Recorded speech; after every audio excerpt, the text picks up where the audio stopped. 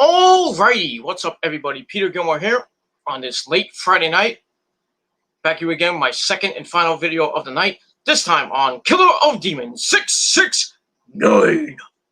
Thank you all for watching. As always, make sure you like this video, hit that subscribe button down below on this channel and all my other channels, which are down below in the description box. Follow me on Facebook and follow me on Twitter. You know this by now. If you don't, well, follow me on Facebook, follow me on Twitter. Share this video all over the goddamn internet. And tap that bell, turn on all my notifications so you never, ever miss an upload. And YouTube can hopefully send my videos out to you. If not, then blame YouTube. The notification system sucks. So if you're new, hit that subscribe button, hit the bell, get notified of when I go live. And you can come in the chat. Or if I do a regular video on my phone, then you can't come in the chat. You just get notified of when the video goes up. And that's all I got to say about that. But hit the bell, subscribe, like the video, and do whatever else you want. And that's all I got to say about that. All right, got one viewer in already. So let's begin with that. Let's begin with the chat. Dove Shadow Superlight the Hedgehog. Nice long name. He has look like Dark Sonic as his avatar. That's pretty cool. He says hi. How you doing? What's up? Thank you for coming in the chat. Thank you for joining, and hopefully you stay for the duration of the video. How long it is, I don't know. Hopefully I won't make it too long, but we'll see what happens. All right, in the description box below is my first video on the Metal God 669 channel, my tribute to Bullet Bob Armstrong, who passed away, I believe it was last night or earlier today. So check that out on the Metal God 669 channel. Give it a like, give it a thumbs up, share the video all over the internet, and don't forget to tap that bell. And that's pretty much it. So we'll get back to the chat. And plus, I've already was a supporter to your channel. Oh, thank you very much. Thank you for supporting the channel. Hopefully you supported my other channels as well, which are all down below in the description box. And hopefully you hit that bell as well. And that's pretty much it. So thank you for being a supporter. Thank you very much for that. Couldn't have done it without you. And all my other subs as well, and all my other supporters on my respective channels. Thank you very much for that. All right. So like I said, check out my Bullet Bob Armstrong video on the Metal God 669 channel. Give it a like, give it a thumbs up, and that's all I got to say about that. And we will move on from there. Blah, blah, blah, blah, blah, blah, blah, blah. I got more chat. Ghost Reborn called me a loser. Well, hey, fuck you, man. You know where you're going. Grown man watching WWE. I watch other things besides the WWE, sir. AEW, NXT, CZW, New Japan Pro Wrestling, Ring of Honor. I watch other things besides wrestling, you jerk off. But your mom watches me fuck her in the ass. So that's that. And then he says, "Get help, nerd." What am I? Do I play Dungeons and Dragons with my Commodore 64 computer?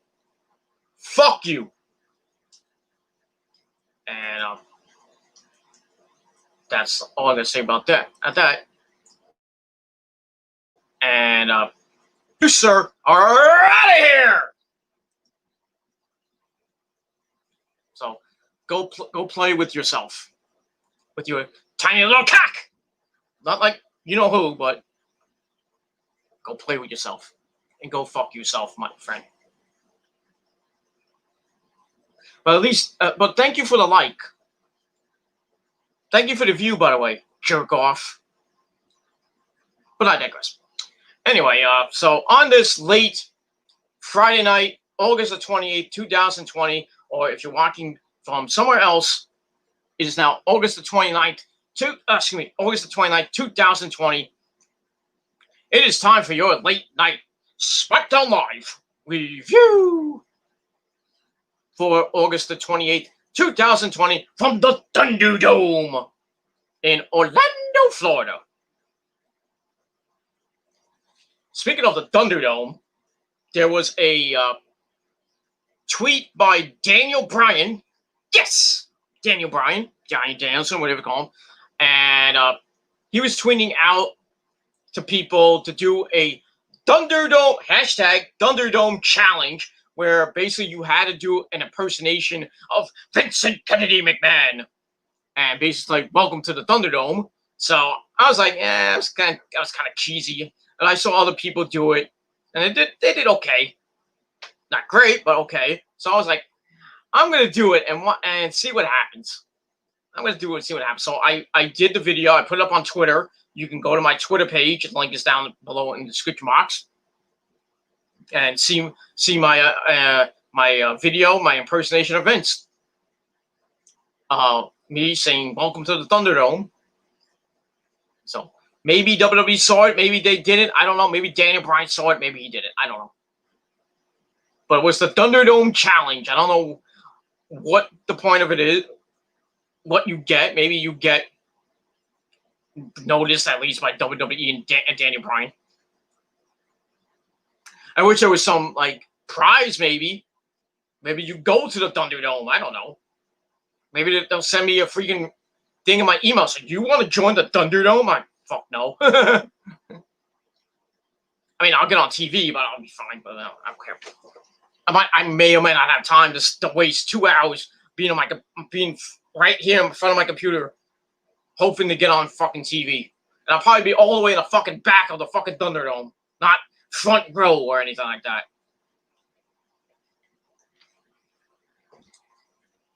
So, don't care. So we'll see. I mean, if I did get the invitation, I may or may not take it. And who knows if any of you guys will see me. And if you do, well, thank you. I'll be a star on the WWE Network. My good buddy Richard Ruiz, who has been doing camera work he did camera work for Evolve. He was on SmackDown tonight. That's pretty cool. I know Grimm's Toy Show tried to get into the Thunderdome and failed. Because he's a failure, but it is what it is. You know, GTS hasn't been the same ever, since. Just utter chaos. But he gets the views and he gets the clickbait. But it is what it is. That's all I got to say about that. That's that. So, move on to that. All right, before we get to SmackDown Live, I want to, I'm going to do a separate video. Maybe I'm going to try to do it tomorrow before I go to work. On my phone, like I did today with Bullet Bob Armstrong. I'm gonna do a separate video about this, but I want to send my thoughts and my prayers and condolences to the family of Chadwick Boseman, the man who played Black Panther in the Black Panther movie and the Avengers movie, Infinity Crusade and Endgame, and they were supposed to do Black Panther 2, but obviously, that's probably not going to happen. I think he was going to be in the next Avengers movie. Obviously, that's not going to happen. So I don't know if they're going to cast somebody else to replace him. I don't even think anybody could replace this guy. I mean, he was a very good actor. Like I said, played Black Panther. Wakanda forever. Very good actor. He played some other roles. He played Jackie Robinson in 42.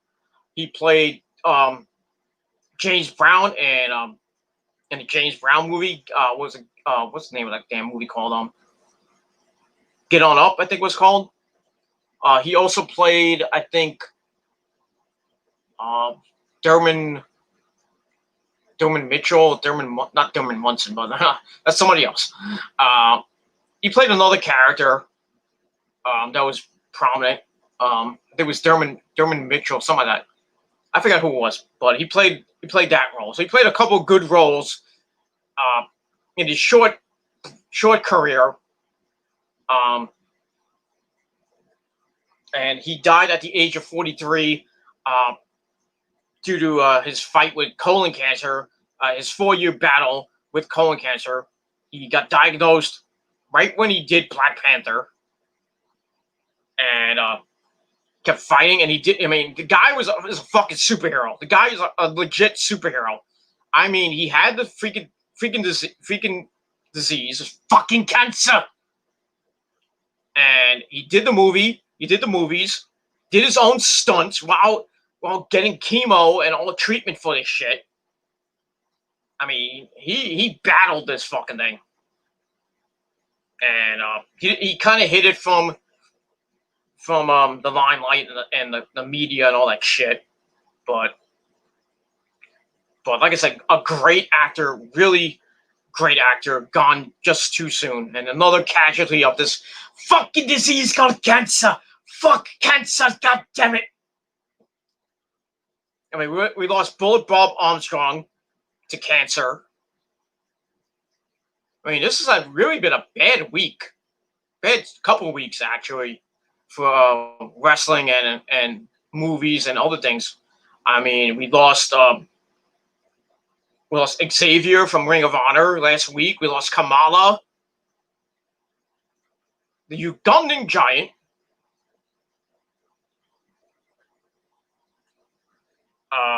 We lost Bullet Bob Armstrong. Now we lost Chadwick Boseman. Just a real this year can't get any worse, and we got 3 more months to go. And I'll tell you right now, it's going to get a lot worse, especially with this fucking virus continuing on.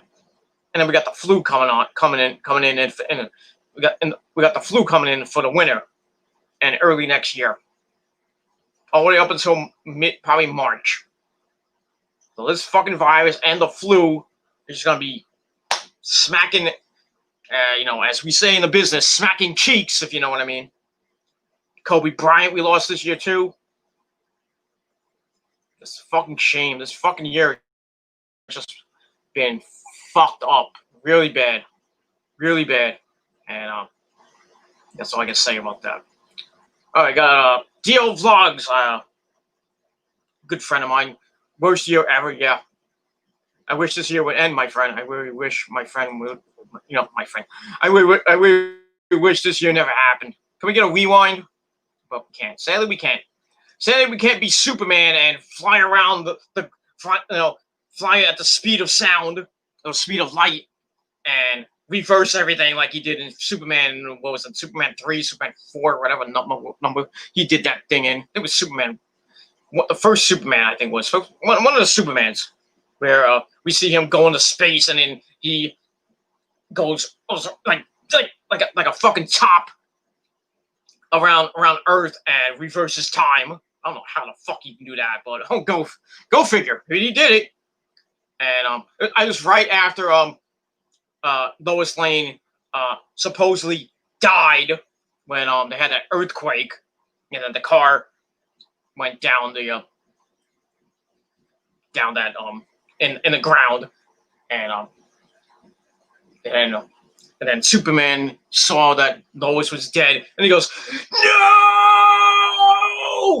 And then he goes right into space, and then he goes around the globe about like a million times, and then Earth started rotating backward, and everything just started going back to before the earthquake. So he kind of reversed time. So I wish we can do that. I wish we could reverse time, but we can't. Fucking sucks. It fucking sucks. But yeah, my thoughts and prayers go out to Chadwick Boseman and his family and friends. And yeah, fucking cancer, man. Fucking cancer. I don't think we'll ever find a fucking cure for that fucking disease. I don't think so. Kind of found a cure for AIDS, supposedly. But, yeah, Have you ever? We haven't heard any person getting AIDS or HIV, like major celebrities getting AIDS or HIV, for a long time. I think now we have treatment for that shit.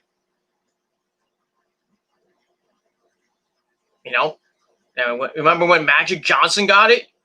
They didn't say he had like he didn't have long to live. Look where he is now, 20 some odd years later, he's still going strong. So he beat HIV, he beat AIDS. So there's hope for some people. There is some hope.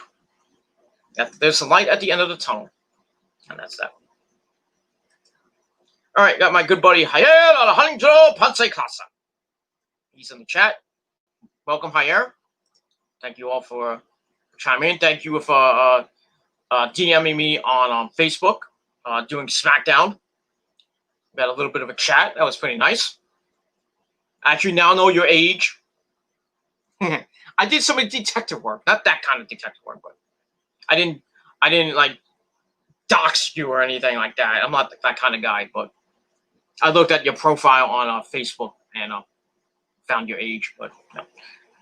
And it's pretty cool. You have the same birth date as my mom. My mom's birthday is the end of February. Your birthday is the end of February. That's pretty damn cool. That's pretty damn cool. But not as cool as me, because my birthday's on Christmas Eve, and I share my birthday with a rock legend, Lemmy Kilmister from Motorhead. Ace of Spades, got a wart in my face.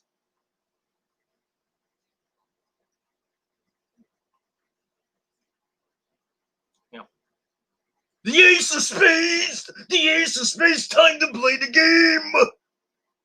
I can't do his impression that well, but it hurts my voice a little bit.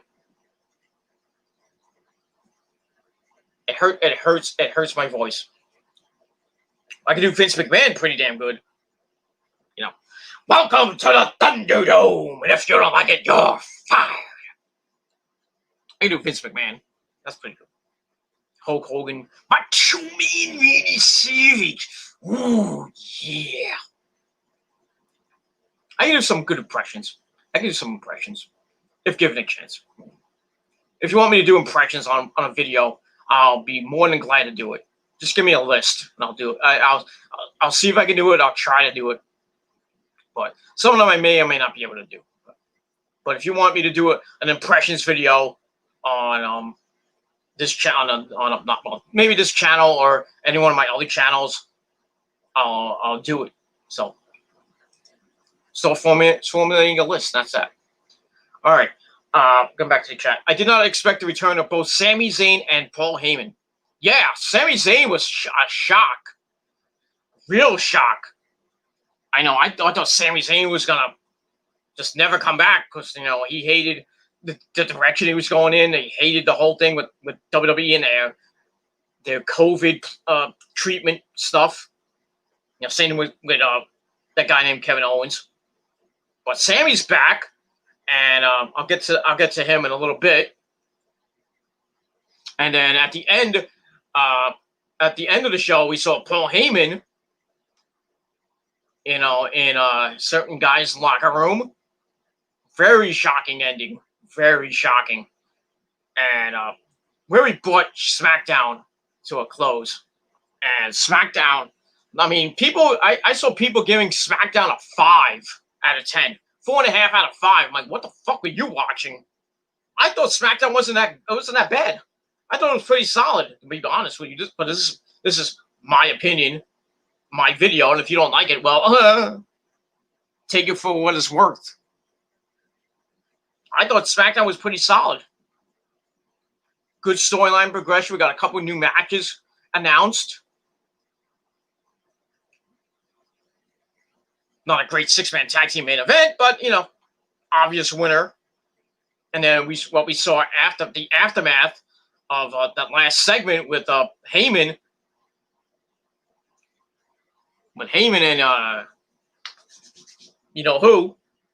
That was shocking. That really bumped my rating up a lot. I was, I'll give it my rating now. I gave SmackDown 7, a 7 out of 10, solid 7.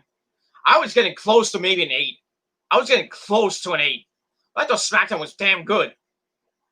Not great, not epic or anything, but pretty damn fucking good.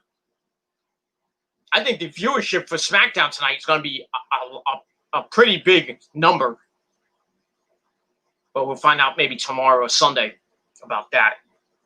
Got that. Speaking of ratings, AEW's rating came in. They did 814,000 views. You know, didn't win, obviously, because they were preempted again. So they lost last week. They lost this week, but it made it close. So I think NXT got 835,000, somewhere around there, and AEW got 814,000, 815,000. So it was pretty close this week. But and next week we got NXT on Tuesday night and AEW in its normal slot of Wednesday night. So the ratings of maybe it will be vastly different next week again, as always. But we'll see what happens with that. But this week was pretty close. But NXT pulled it out. So I think they might. It's gonna be next week. It's gonna be pretty close. I think both shows will probably be good. AEW with the go home show before All Out. NXT with a Super Tuesday show with that fatal 4-way 60-minute Iron Man match for the NXT World Title, the vacant NXT World Title with Gargano, Ciampa, Finn Balor, and Adam Cole, baby. So that's gonna be a fucking epic night. And then AEW's got that go home show, which should be pretty damn good. You got some good matches on the show. Jericho against Joey Janela in a tune-up match. Best Friends against Santana and Ortiz.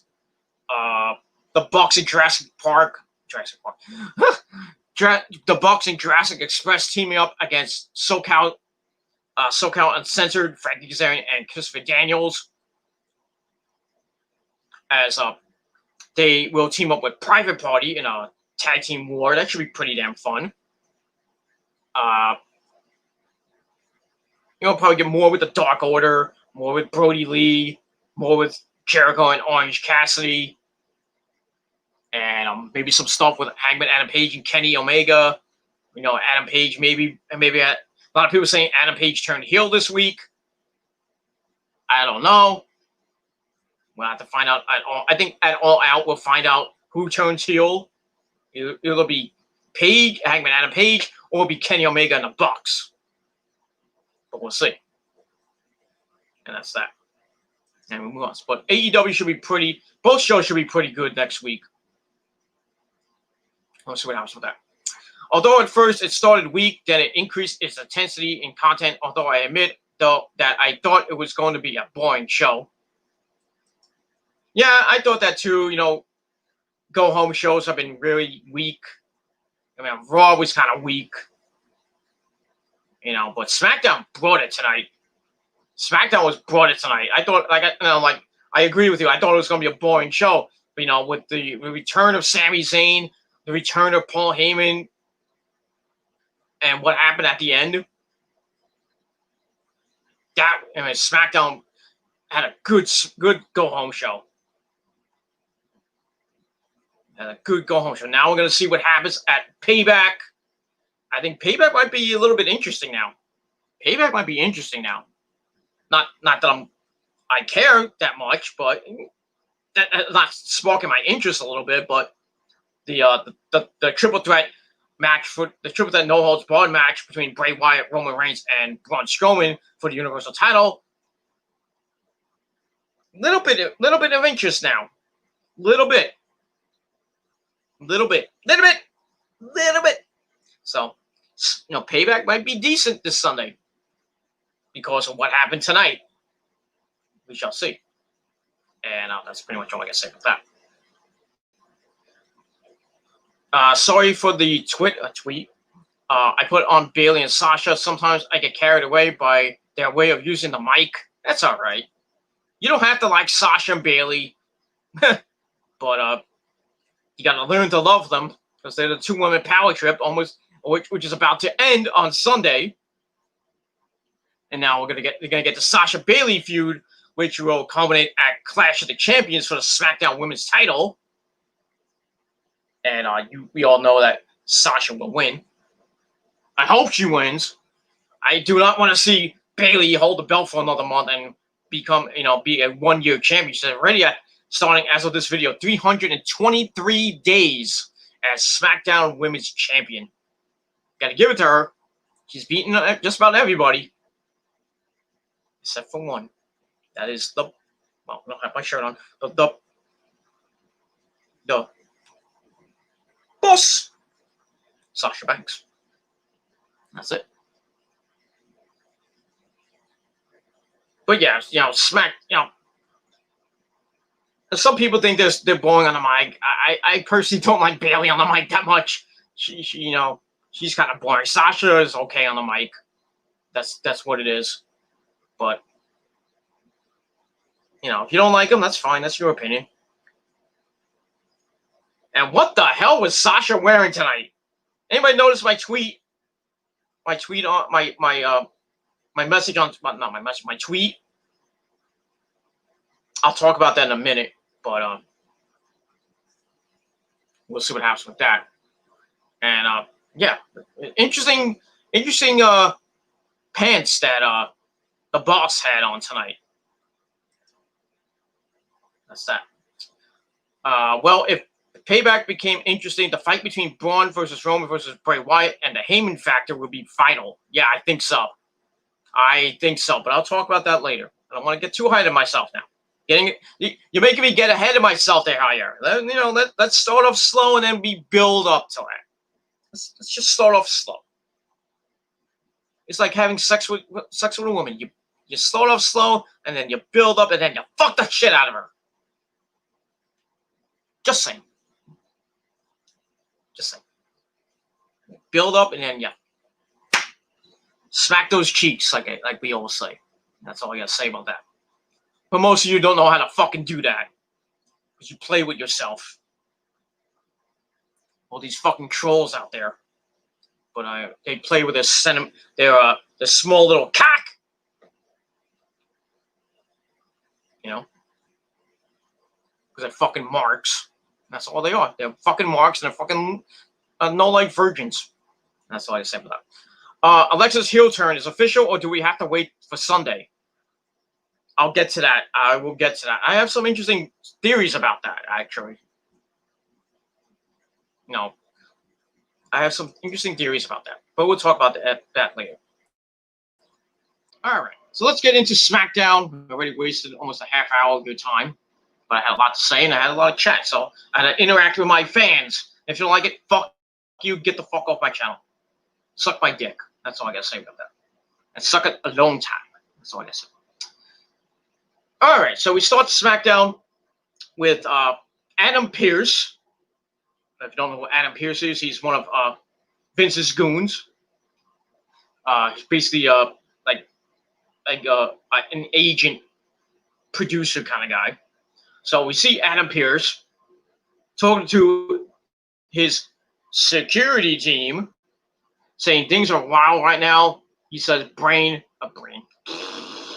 boy. Bray, Roman, and Braun are going berserk.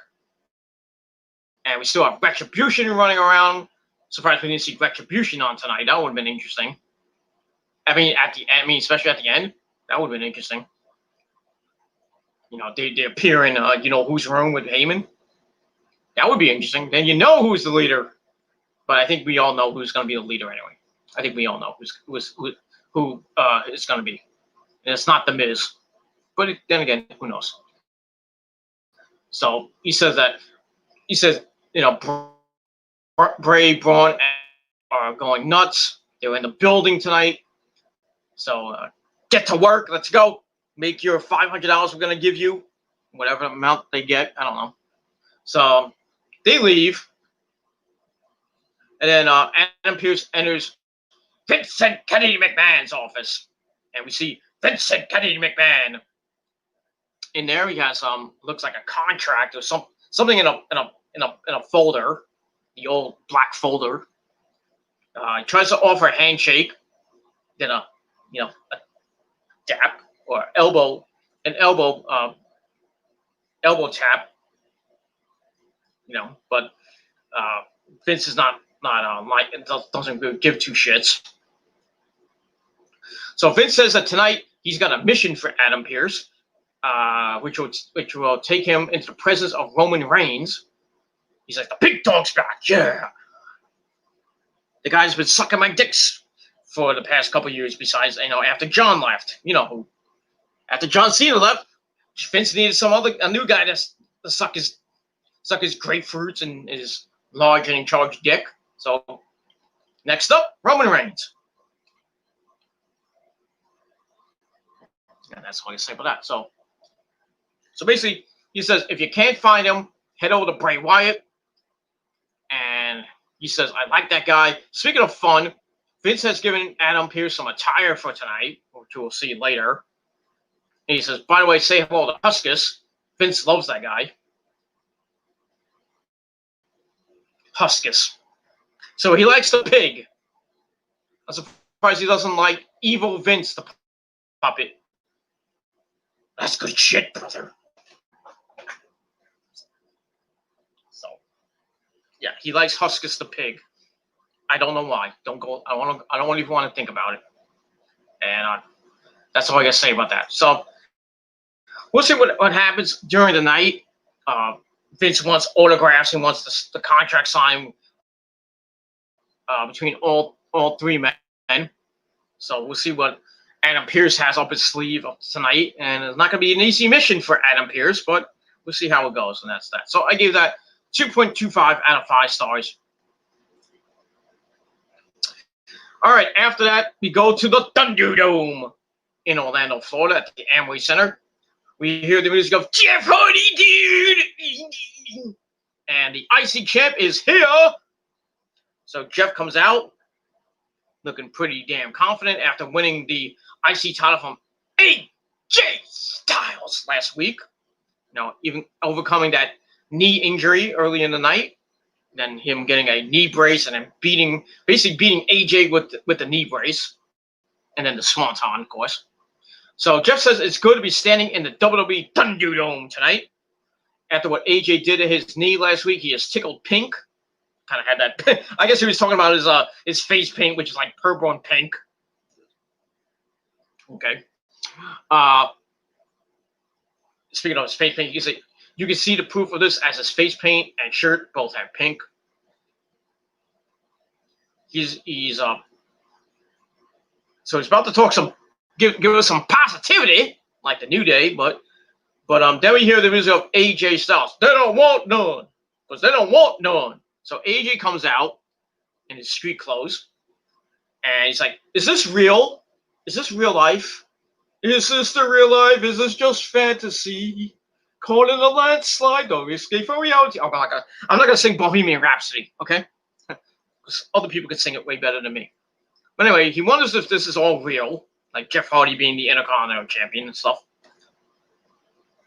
So he tells Jeff, well, you seem pretty proud of yourself after last week. Not about his accomplishment, but what he did. Because he says Jeff is not a hero. Jeff is much more than that. He's a liar and a cheat. AJ says he's had knee injuries before, and he didn't whine and cry and bitch and complain to get an illegal object on his knee. He says Jeff had a plan, and he knew exactly what we was going to do with that illegal object. AJ said he had a beat, and Jeff knew what he was doing and knows how to play the system. And Jeff's like, what the fuck are you talking about? And AJ says the same doctor that Jeff cried to will not medically clear him to compete tonight, and it's all Jeff's fault. So Jeff's like, well, that sucks, because I was about to issue an open challenge to anyone in the back except you, AJ. So AJ's like, I knew it. You're playing the system. You're working the system. Having it your way. So he's pissed off, and he doesn't want to leave. And then Charles Robinson's in the ring, says, AJ, you got to go. So AJ says Jeff is taking advantage of the system. So AJ steps forward, Jeff punches him right in the face for his trouble. Which which may have been rude, may have been not Rick rude or not Bobby rude, but rude enough, But I think Jeff had enough of AJ saying that he worked the system and he cheated and all this other shit. So Jeff had enough. He punched him right in the face, shut him up. So that was that. So I gave that segment 2.5 out of 5 stars. And that was that. So see who answers Jeff's challenge. So we get to number one. I believe it's a non-title match. I didn't say it was for the title. But AJ's commentary with Mike Mitchell Cole and Corey Lame Graves. We get the match number one. Jeff Hardy dude taking on Shinsuke Nakamura. And this match wasn't bad. It wasn't a bad match. I believe this is the first time they ever fought before. I could be wrong. But they went at it for not a long time. Almost 13 minutes in between breaks and stuff. But still a pretty decent match. They lock up. Jeff sends Shinsuke into the corner. They break, and Shinsuke smirks wickedly. He's like, hey, beauty American. We eat sushi later. No. So they back off and backs Jeff up. They lock up again. Shinsuke shoots the leg and goes for a waist lock. Jeff reverses. Shinsuke breaks the hold, gets a wrist lock. Jeff reverses that. So some counter moves from both men. Jeff drops an elbow. Then he twists the left hand. Nakamura backs Jeff up on the ropes. Hits a kick. Knocks in a side headlock. Jeff tries to escape. They hit the ropes. Shinsuke hits a shoulder tackle. Then he runs the ropes, hops over, gets undragged, and then a 1920 atomic drop. Then a snapmare. And then he does his version of natural selection. The throwback, whatever you want to call it, the neck snap. Comes him for a near fall. Sends Shinsuke in the ropes. Jeff attacks the left arm. He holds on to the ropes. Jeff kicks, and he hits the ropes. Shinsuke drop kicks the knee, that injured knee. Then another kick from behind to the injured knee. So he's working on the knee. And while the match is going on, we hear from Cesaro. Why do we have to hear from Cesaro from somebody during the match? I mean, we've seen that old school style. I mean, that's old school because we've seen that back in the 80s. When the match would start and we hear like a promo in between when the match is about to start from like Hogan or somebody. We get that. That's all. I was okay with that, but not during the match. Like maybe 3 to 5 minutes into the match, we hear his fucking promo from Cesaro. I thought that really pissed me off. But anyway, Cesaro cuts a promo. Who says he steps away for 1 second, and when he returns, Shinsuke's gone. Shinsuke is not more ambitious, just more impulsive. And he respects him and wishes his partner good luck. So kind of I don't know if that was a tease to maybe them breaking up and maybe them having a feud. But I don't know. But I think Cesaro was playing a little bit of mind game, saying that maybe if Shinsuke wins the belt, now he'll be the next guy in line. But who knows? Okay. Anyway, go back to the match. Shinsuke continues to work on the leg, on the left leg of the leg of Jeff. Yeah, hits a couple of kicks to the chest. Goes for a third one. It gets blocked. Jeff kicks. Shinsuke grabs the boot. Jeff turns into a kick and bounces off Shinsuke. Then he hits an axe handle to the head and then whips him into the corner. Jeff rushes and gets a knee from Shinsuke Nakamura. He lays Jeff across the ropes, goes for the high knee. Jeff floats to the apron, hits a right hand, then another one. Looks at AJ Styles and tries for a suplex. Shinsuke reversed it, and Jeff, his knees buckled. He punches Shinsuke off the apron, then leaves the ring. I wonder what he's going to do outside the ring. He sends Shinsuke into AJ Styles with a toss. So, yeah, just basically, get the fuck out of here. Fuck you, AJ. So then we go to break with Shinsuke and AJ down. We come back. Shinsuke comes back, has Jeff's knee locked up. Jeff kicks out of the hold as we get replays of what happened during a break. Jeff kicks out of the corner, hits a right hand, and then sends Shinsuke into the ropes. Jeff flies back with a right hand to face. Then an inverted 1920 atomic drop. And so he does all the classic hits, leg drop to the nether region. Then a drop kick to face. Then he falls right on Shinsuke for a near fall. Both men get up. Shinsuke with a kick, sending Jeff down. Jeff tries to stand in the corner. Shinsuke sends his face into the turnbuckle, then sits Jeff on the corner. He starts attacking the back. Jeff elbows him down. Jeff goes to the top, hits Whisper in the wind. And then Shinsuke gets up, brushes the corner, stops the kick, turns Jeff seated on the second rope, and he hits that German suplex of his, the sliding German suplex. And didn't get all of it. Not really a botch from Shinsuke, but could have been a little bit better. Then Shinsuke goes to the top rope. Jeff stands. Shinsuke flies with a knee, a wicked knee, and Michael Cole's like, "Oh my God!" Not like Joey Styles. Oh my God! But Cole freaking goes berserk over it. He's like, "Oh, what a maneuver!" Good Lord, shut the fuck up, Cole. God damn. You have to bust a nut after every fucking move? Oh my God, a clothesline! Oh!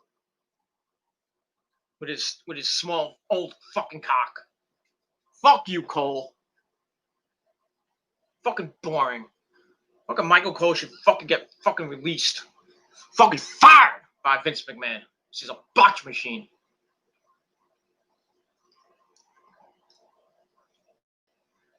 Fucking hate Michael Cole.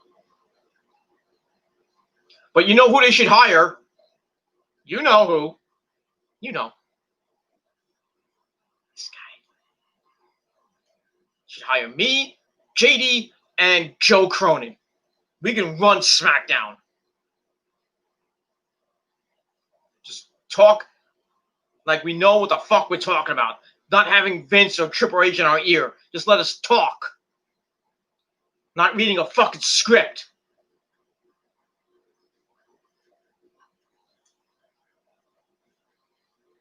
And I have to sit next to another jerk off named Corey Graves. Or Byron Saxton. Or Tom fucking idiot Phillips. I'd rather sit next to Morrow or JR. Just saying. And maybe Tony Schiavone. But I'll call him Schiavone. I'll be like Jericho. Shut up, Schiavone. Tony Schiavone. Tony Baloney. A man can dream. It is what it is. And that's that. So Shinsuke hits the big knee, but barely hit Jeff's arm. Goes for a near fall. Then he goes for the knee, tries to go for the knee again. Jeff counters, tries to go for the twist of fate. Shinsuke tries for a sleeper hold. Jeff escapes, hits Shinsuke with a knee, with the exposed knee, with the brace. AJ's like, he hit it with the brace. He hit it with a foreign object. And then Jeff hits the twist of fate, goes to the top rope, hits the swanton bomb. 1, 2, 3. Jeff Hardy picks up the victory. And AJ's completely going berserk. He's like, you see what's happening? You see? Jeff Hardy's a cheater. So Jeff Hardy gets the win. Match gave 2.5 out of 5 stars. And that was that. So Jeff goes up the ramp and celebrates. And while AJ's in the ring screaming at him. And then we hear the music of El Generico. Ole, ole, ole, ole, ole, ole. I mean, Sami Zayn. Sorry.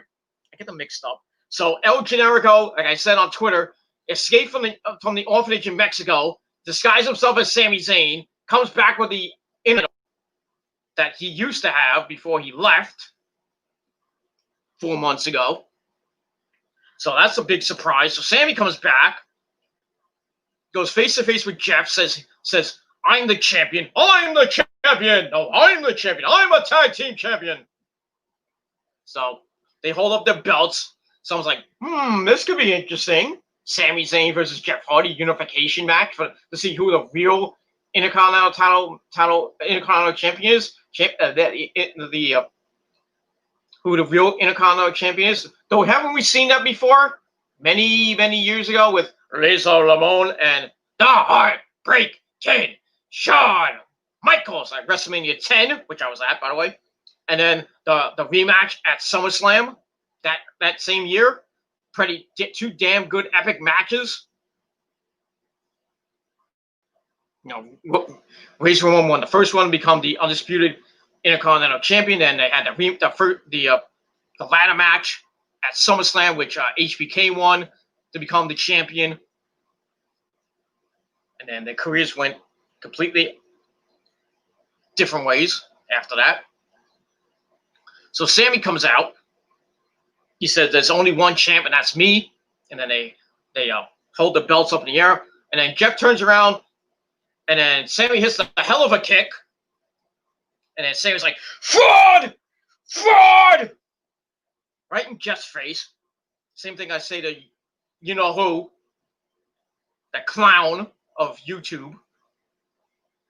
Because he is a fraud. But it is what it is. So he hits the hell of a kick, and then Jeff gets up, like no-selling it. And Sammy heads to the back. And then AJ's like, see? You're in trouble now. And that's it. And then Jeff Hardy just looks at AJ like, well, we'll see. And that ends the segment. So now Jeff Hardy's got not one, but two problems on his hands. He's got AJ, and he's got the returning Sami Zayn. So we'll see what happens with this situation. Coming up maybe next week. We'll see. Like I said, they may do a triple threat match at this point. I don't know. Either they do Sami Zayn versus Jeff Hardy to see who the real Intercontinental champion is, or they do a triple threat by adding AJ into the match and then seeing who the real Intercontinental champion is. But it's going to be good. It looks to be pretty good. I'm kind of interested to see what's going to happen after that, and we will move on from there. So I gave the Aftermath 3 out of 5 stars, and that's that. All right, then we go to commercial. We see Caleb Braxton trying to stop Sammy. He says, fuck. I ask him why he attacked Jeff. Sammy says he was a fraud. He won the title fair and square and defended the title at WrestleMania. But didn't he lose it at WrestleMania? I could be wrong. Anyway, so Caleb's like, well, where have you been the last 4 months? Sammy's like, I got a lot of reasons for that, but I don't need it to explain to anyone. He's from Montreal, Quebec, Canada. He's a man of his word, a true Intercontinental champion. Then he starts talking in French Canadian, and then he leaves. He's like, I don't know what he said. I can't. I don't even know what the fuck he said in French. Go ask Kevin Owens. He knows everything in French. So maybe I'll ask. I'll ask Kevin Owens on Twitter what the fuck Sammy said in French.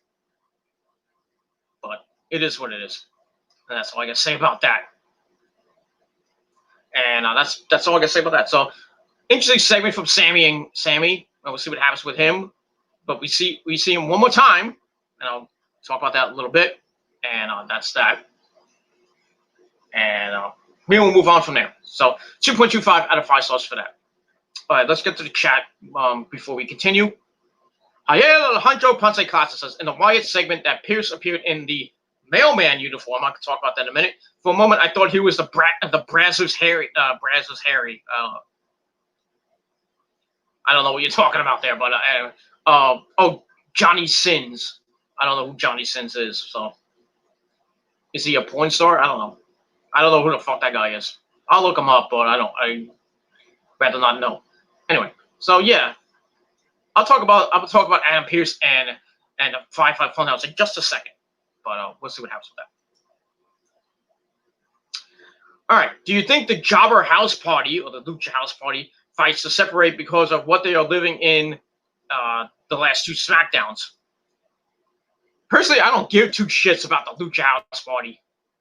No offense, Javier. I know they're Mexican, but I could give 2 shits. Another tag team Vince is breaking up.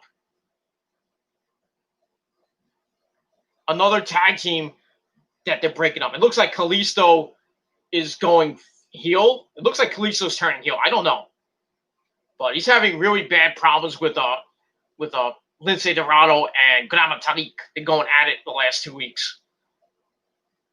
Ever since Kalisto came back from whatever injury he had. But looks like the Lucha House Party are breaking up. I don't know why, because, who's left in the tag team division? If they break up, well, I guess you could still have Lince Dorado and Gran Metalik be a tag team, just throw Kalisto out and let him be a mid-card jobber, because that's what he is. He was former United States champion, and I think he was I think it was just United States champion. That's it. And I believe they were him and Sin Cara were former tag team champions. Where's Sin Cara now? In Mexico. He's gone. And never to return. That's that. So like I said, Kalisto's probably turning heel. I don't care. I could give 2 shits. And that's probably much all I can say about that. But like I said, they're breaking up the Lucha House Party, and Kalisto's going to go his own way. And Lince and Gran Metalik will go their own way. They'll still be in the tag team division. Still continue their feud with Cesaro and Shinsuke Nakamura. Because there's really no tag teams on SmackDown other than Heavy Machinery, who really should be getting tag team title shots right now. But they're in stupid 6-man tag team matches with Big E and Sheamus and The Miz and Morrison. Stupid. That's all I got to say about that. Let me move on.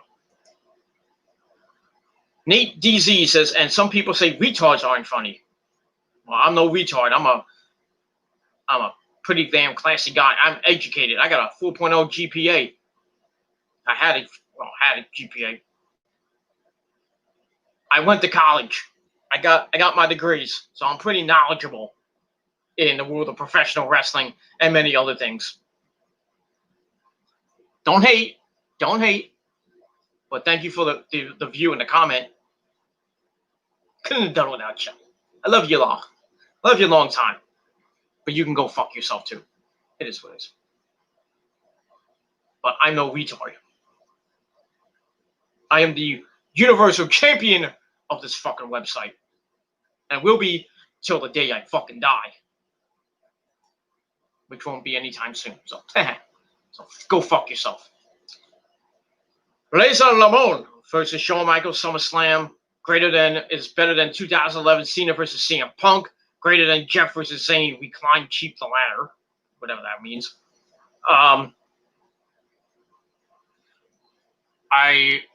To be honest with you, I really think Cena versus Punk is better than Michaels and Razor Ramon 1990 something, I think it was. WrestleMania 10, so I was about 94, 95, I think. Somewhere around that area. So I was at WrestleMania 10, so it had to be around 94, 95. So and then the rematch at SummerSlam 95, which wasn't a bad match. It was pretty damn good. But I think Punk and Cena, awesome match that was back in the summer of Punk 2011. But again, now with Jeff and Sami Zayn, they might have a match. That could probably top them both of them, but I doubt it. But we'll see what happens with that. And we move on. Johnny Sins porno star. I'll have to look him up. Not that I care about that, but if it's a porno star, I'll look him up. But not that I'm gonna watch, but it is what it is. The truth is that instead of House, the house party, they should wear jobber. That is what they have been doing lately. They are more sad than happy. Sin Cara was now called Calistico in CMLL. Oh, that's interesting. So like I said, I know Sin Cara went back to Mexico, but it's not known as Sin Cara no more. So now he's known as Calistico. Nice name in CMLL. On Lucha Libre Telemundo Televisión Excelente Channel 41 or 47. I don't know. I don't have I still have Channel 41 and Channel 47, but I don't know when they show Lucha Libre on in America. Especially here in New Jersey. I don't know what time they show. Usually it's on Saturday or Sundays. I just don't know what time. So. And besides, I'm usually working on Saturday. So if it comes on Saturday, I can't watch it. I can't find it on my. I could DVR it, but like I said, I don't know what time it is. And or if it comes on Sunday, usually I'm off, and maybe I can watch it Sunday, depending on what time it's on. If it's not on doing the fucking pay-per-views or anything, or doing a football game, I'll watch Lucha Libre.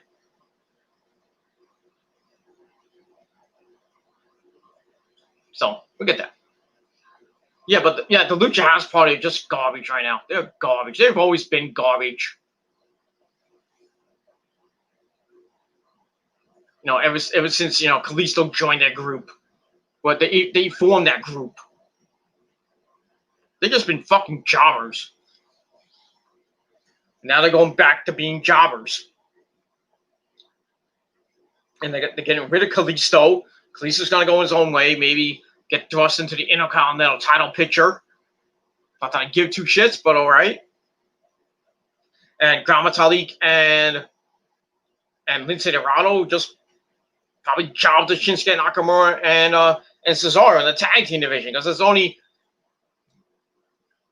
3 tag teams revolving around one fucking belt. It's got the champs, Cesaro and Shinsuke the champs, Heavy Machinery, Miz and Morrison, actually 4 teams, I should say. Miz and Morrison, hey, ho, and the Lucha Jobber Party. That's it. 4 teams revolving around one belt. Fucking horrible. And on Raw, you got the Street Profits, the Viking Raiders, and Andrade and Angel Garza, which I don't know why they didn't give the belts to them at SummerSlam. Figure Street Profits are held it for over 200 and some odd days now. When I read it was 225, I think, somewhere around there. They've held it for a long time. I think it's time to get them, I think it's time to change them up a little bit. And hopefully, after Paybacks, I don't think there's a tag team title match at Payback, which sucks. Because just lame fucking matches, except for maybe 2 matches, and that's it.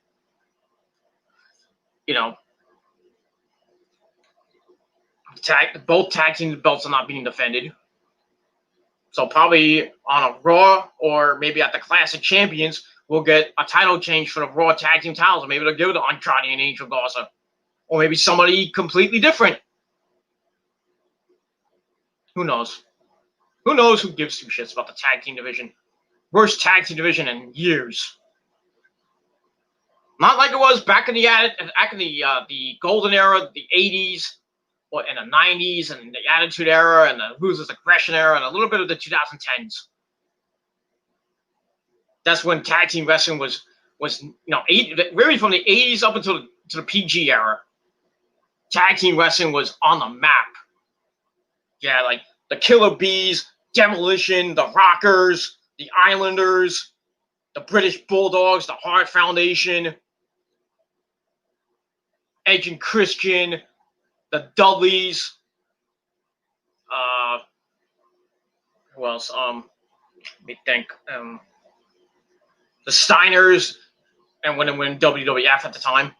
The Legion of Doom, Hawk and Animal, the Godwins, the Brainbusters, Tully Blanchard and Arn Anderson. Great fucking tag teams back in the 80s and the 90s and early 2000s. Great tag teams.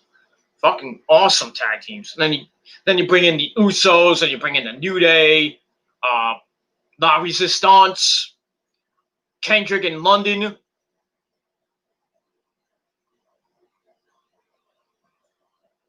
You know, that's some pretty damn good tag team champions back in the day. Now the fucking tag team division is a joke. Fucking joke it is. That's why AEW's tag team division is much better. Way better than WWE and NXT. Now you got Breezango as the tag team champions of NXT. Finally. Wonder how long that's gonna last. Probably not that long. It's probably gonna. I think Breezango's gonna lose it to Legado del Fantasma, Joaquin Wilde, and Raul Mendoza. So Legado del Fantasma will probably have the tag belts and the cruiserweight title, but then they'll lose them all.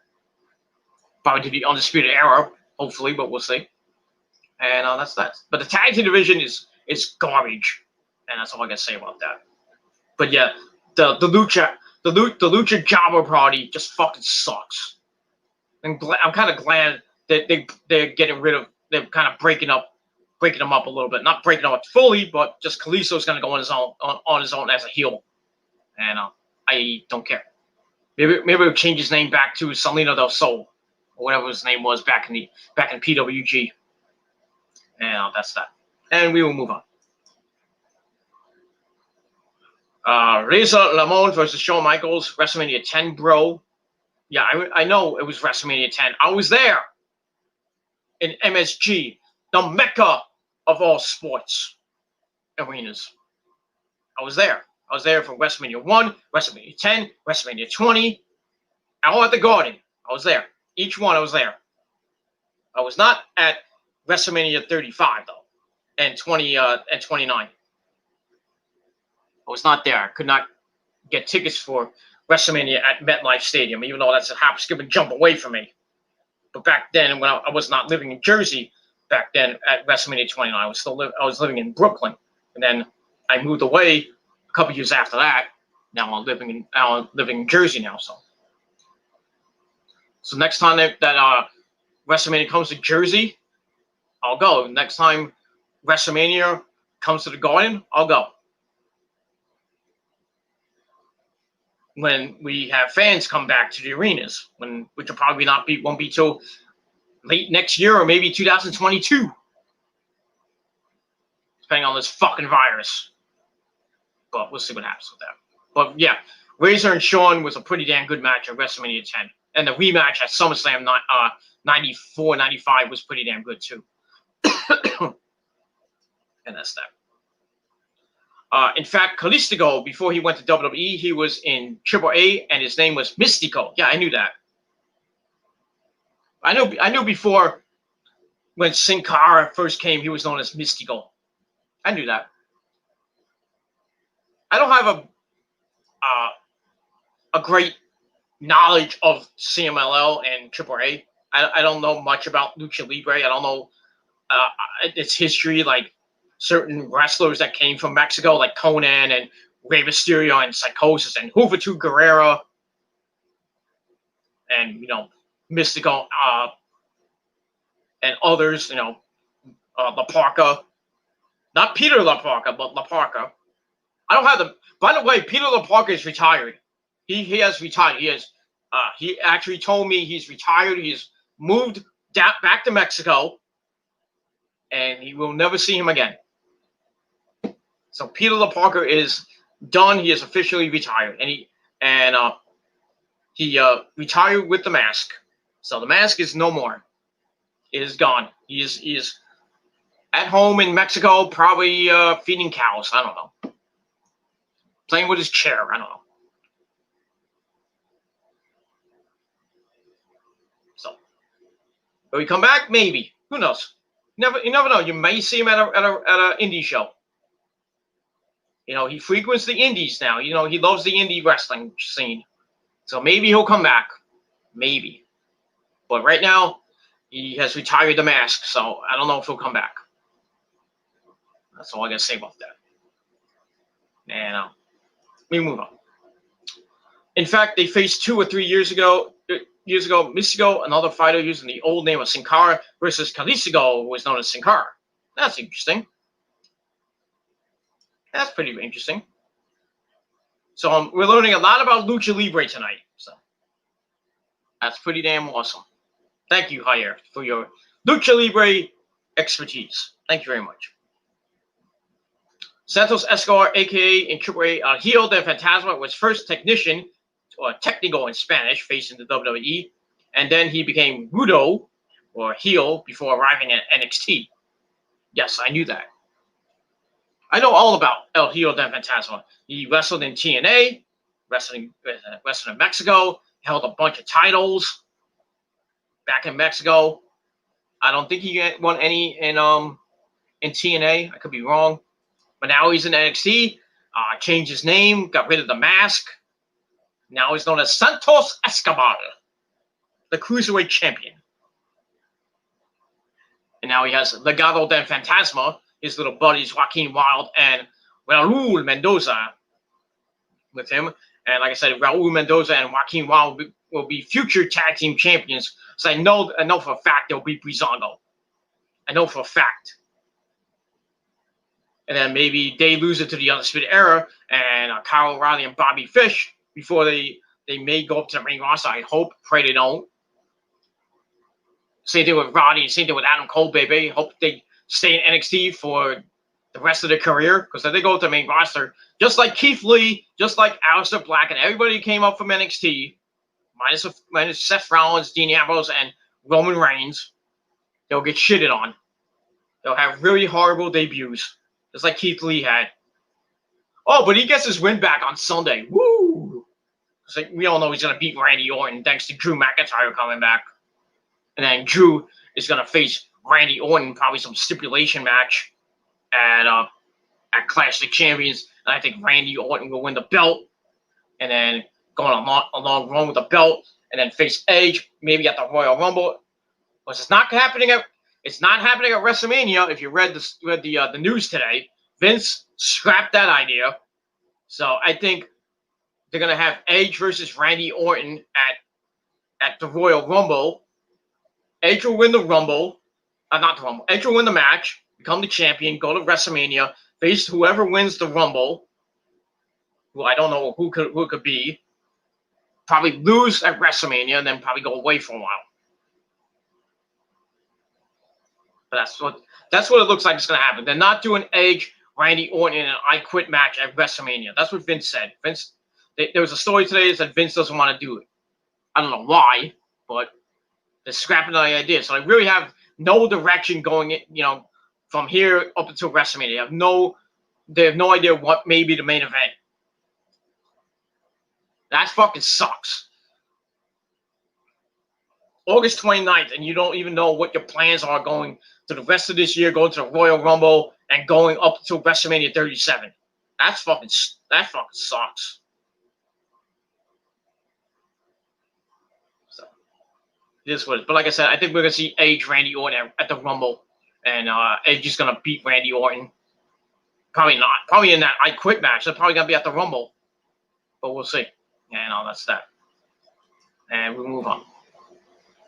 I remember Andrade did not want Santos Escobar to come to NXT when he arrived at first because he still had sports hatred. Well, really, I guess he hated him, right? Andrade. Well, I know Andrade and El Hijo del Fantasma had wars in fucking CM and in Mexico. They had wars, crazy wars. But that's all I gotta say about that. Just fucking wars. It's just insane. But imagine now, Santos, and imagine Santos Escobar and Andrade on the main roster. Holy shit, would that be epic? And they hate each other, right? Hey, I think they have. I mean, I don't know if it's real life hatred or just hatred from Mexico hatred.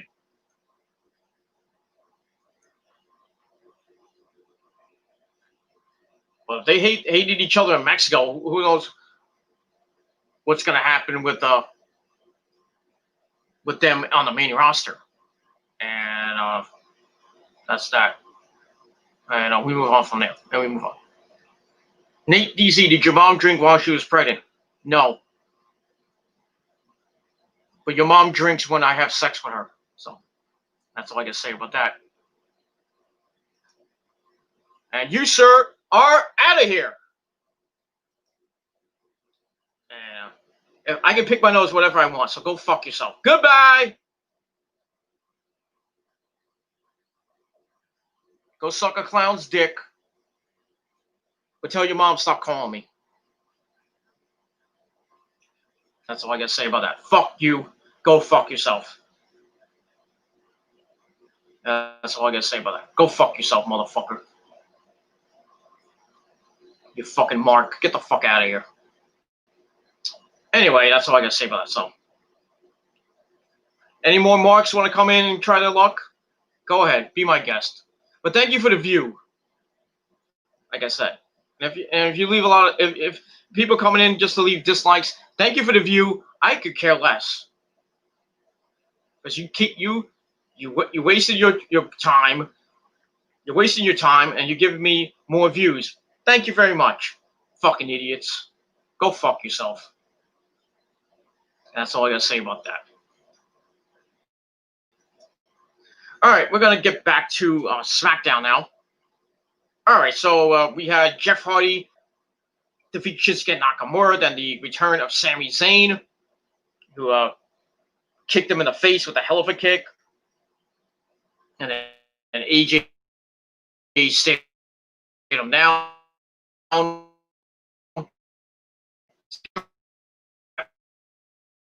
Jeff Hardy to see who the real Intercontinental Champion is. We'll see what happens with that. Then we had Kayla talking to Sammy. Sammy says he's a real... All right, now we move on to Firefly Funhouse with a good Bray Wyatt, a new sweater. So he opens the door, welcomes us to the Funhouse, and he's happy to be back with his friends. So we see Abigail the Doll, we see Mercy the Buzzard, Ramblin' Rabbit, and Huskus the Pig, who tries to get a little poetic. So Bray's like, dude, shut up, you're banned from the internet.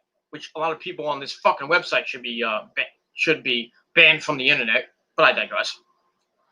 So bans Husky from the internet. Bray says he can't help but feel like something is missing. I wonder what it could be. Oh, I know. Then he comes back with the Universal title. It's back in his possession. And then Bray gets serious, addresses Roman Reigns, says it's been a long time. He tells Roman it's good to see him again. So kind of reliving their feud. And that's that. Then the doorbell rings, and it's Adam Pearce in a postman's outfit. So funny that he's in a postman's outfit. So he has the contract with him. Bray's like, I wonder why I would sign the match. Sign it. Pearce says that Pearce says that sometimes there's a connection between him and the Fiend. Bray's like, okay, I'll sign it. So he signs the contract. So now his name's official on the contract. Then Adam Pearce leaves, and then Bray's like, all I wanted is for you guys to let me in, and that's it. That ends the segment. So that was all right. I gave it 2.25 out of 5 stars. So we'll see if Braun Strowman and Roman Reigns will sign the contract. And we'll find out later on. That's that. All right, then we get a recap of the King Corbin Matt Riddle feud, if anybody gives two shits about it. So we'll get that. Then we go back to the arena, back to the Thunderdome. We have everybody's favorite bro, Matt Riddle, comes out, and he's got pyro as he jumps, kicks off his sandals, and he gets pyro. Okay. Anyway, so he gets on the mic, cuts a promo, says he wants to speak directly to Baron Corbin. Anyone that can prove that he doesn't belong on SmackDown was entitled to the King's ransom. And it seems like Corbin doesn't want to face him, and he's he's scared. But Riddle says if Corbin has something to prove him wrong right now. Come on, bro. So we go to break, and we hear his music play. Why? Why would you play his music going into a break? It makes no fucking sense. Somebody messed up on production. So anyway, we come back. Corbin finally comes out and gets near the ring. And then all of a sudden, Shorty G comes out. Chad Gable attacks him from behind. I guess he still wants that fucking ransom. So then we get the match number 2, which was a waste of fucking time. Basically, Riddle beat this guy and beat Chad Gable in almost a minute and a half. Beats him with a Bro Derek. 1, 2, 3. Match was a waste of fucking time. The segment was kind of a waste of time. So I gave it 2 out of 5 stars. And then we find out later that that Matt Riddle is going to face off against Baron Corbin at Payback. We shall see what happens from there, and that's all I got to say about that. And we move on. All right, we go to the back with Big E. Oh, people at home. I mean, the room. So Big E is doing a selfie interview about not wanting to be on Miz TV. I thought we were supposed to get Miz TV tonight, and I guess that was scrapped at the last minute. So Miz overhears this, walks up with his buddy Morrison, and then Sheamus fella comes in wearing his stupid freaking hat and his stupid jacket, and it looks like they got a 3-on-1. But then Otis and Tucker come in, heavy machinery, and Otis is like, "What the fuck's going on here?" Okay, that was that. So yeah, that was the segment. So I gave that 2 out of 5 stars. But I think you knew what I was leaning to. Blah blah blah blah blah blah blah blah. All right, then we go to commercial. We come back. We stay backstage. We see the Money in the Bank briefcase and a little lunchbox with the Money in the Bank logo on it. So we got a Money in the Bank, and we got a Snack in the Bank, as they called it. And so Big E comes in, and they open the lunchbox, and we see a bunch of salami in it. And O's just getting a hard on for the salami. He's like, "I got the salami!" Ah! God. Anyway, so that was that. And then in come, thankfully they came in. Sasha Banks up, boss, and Bayley, don't give me a hug. They come in to tell Big E that some people can only handle a tag team championship. Okay. Then Bayley starts laughing off, but Sasha's like, "Fuck you, bitch." She's not having it. And that's that. So they leave, and they head to the ring. So I gave that 2.25 out of 5 stars. Then we stay in the back, and we see Roman Reigns' locker room. Well, we don't see inside the locker room. We're outside the locker room, and it's like a big-ass fucking locker room. Big-ass doors. I don't know if it's like a big-ass room that he's in. Because it's Roman Reigns, he has to have top-quality locker rooms. But it is what it is. And that's that. So we'll see what happens with that. All right, there we go. We continue backstage with Caleb Braxton, and we see Baron Corbin. She runs up to him, and Corbin's holding his side. So Corbin says he's going to rearrange Riddle's face and put some dents in his forehead on Sunday. He will break his toes and will send Riddle back to NXT or UFC or wherever he came from. And he will prove on Sunday that Riddle doesn't belong on Smackdown. So we'll see what happens this Sunday in their match. I think Riddle will win because Corbin's fucking boring as it is anyway. And that's that. So I gave that 2.25 out of 5 stars. And we move on. Let's see how much time I got. And that's all I got to say about that. All right. We're doing okay. We're going to try to finish this up as quickly as possible. All right. Then we get Sasha and Bayley in the ring, cutting a promo once again. Bayley calls this week one of the most difficult of their careers. They both had to defend their titles last week, and one of them lost the Asuka. You know who it was. Sasha lost the Raw Women's Championship to Asuka. Sadly, we did not see Asuka tonight. It sucked. It is all right. And now they got to defend the tag team titles against Nia Jax and Shayna Baszler. But lucky for them, they're the greatest tag team champions in the world. Yeah, you're not great because you never defended the belts. How can you call yourself great? Idiots. She says you got Bayley, those straps, and Sasha Banks. Okay. She knows Sasha's still upset, but sometimes even when they have the best intent, things don't always go as planned. So Bayley also wants to say that this is all her fault, not Sasha's fault, her fault. She should have never let Sasha challenge Asuka for the title. She saw how Sasha wanted to have fun with her and be the same, but as her best friend, she should have known how she could not have successfully defended that title.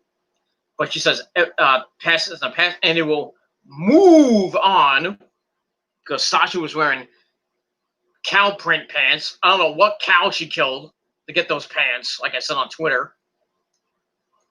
Nice choice of pants there, Sasha. Though I'd rather see you without your pants, but that's just another story for another time. Bayley says she's not alone. They're in this together, and the tag team titles represent their friendship, and on Sunday, they will not lose. So Sasha's like, no, you're right. We will not lose. We can't lose. She knows Bayley is worried that they are Nia and Shayna. Not has gone down, but as long as Bayley has her back, they can get through anything. She may not be two belt banks anymore, but she knows who she is and what she stands for. And lucky for Bayley, she's still her best friend. Yeah. And then they get cut off by Nia fucking Jax. I really wish that she hadn't. With her new best friend, Shayna. And they hate each other. Shayna says Sasha has had a bad week and it's about to get even worse. Then they go back and forth saying how much they hate each other. But they're willing to let that slide to beat Sasha and Bayley. Sasha tells them that she will not be held back. They will win this Sunday, and there's nothing that Nia's wig or not that Nia or Shayna can do about it. So we'll see what happens on Sunday at Payback. Like I said, I think Nia and Shayna will win the belts, but eventually lose them because they'll be fighting against each other. They're not going to hold them for long. So the women's tag team belts will be a hot potato. Not that I give two shits, and that's pretty much all I got to say about that. And we're going to move on from there. So I gave that whole segment 2.25 out of 5 stars. And we'll see what happens on Sunday with the women's tag team titles. And we'll move on. All right, then we go to the back. Adam Pearce is looking for Braun Strowman. Then he runs up to Drew Gulak, asking if he's seen him. Drew says if Adam has seen Braun, then let him know, because he's got some words for him. As I guess from what happened during Retribution beat down Braun last week. Drew grabs a chair, sees Braun at a table, smacks Braun in the back. Braun no-sells it, of course. And then Gulak's like, shit! And he tosses it to Adam Pearce, and he runs away like a bitch. Braun turns around and yells at Adam Pearce to get Gulak in the ring right now. Then he warns him to find Roman before he does. So we'll see what happens with that. So we're going to probably get a squash match between Braun Strowman and Drew Gulak. Not that I give two shits. And that's pretty much all I got to say about that. And we move on from there. Blah, blah, blah, blah, blah, blah, blah, blah. Then we go to commercial. We come back with Cesaro and Shinsuke Nakamura in the locker room. Cesaro's kind of upset with Shinsuke. But here comes Sami Zayn to reunite with them. Shinsuke points out he's been gone for 4 months and not even a phone call. So Shinsuke's a sad little panda. Poor Shinsuke. Sami says he should have communicated better, and he apologizes. Cesaro says not to be sorry. Some things have changed for the better. Sami says this was the plan all along to give them space and come together. This is great. Now we're all champions, we're fellow artists and champions. Sami puts his title next to the tag team titles, trying to get back into their good graces and be part of the group again. So Cesaro's like, get that title off. Me and Shinsuke were having a private conversation, so you need to leave. And then Sami's like, you really want me to go? And Cesaro's like, mm-hmm. So he gives him one last look, and he's kind of confused on what's going on. And then he's like, okay, I'm out of here. So he leaves. So I didn't get what that was about, but it looks like Shinsuke and Cesaro don't want Sami back in the good graces. They don't want him to be the manager and their mouthpiece. So I guess that little trio is done with, but we'll see what happens. So I gave the segment 2.25 out of 5 stars. And that's pretty much all I got to say about that. All right, then we get to your squash match of the week, or your second squash match of the week. Braun Strowman taking on Drew Gulak. Thanks for calling Drew Gulak, because you got beat the fuck down.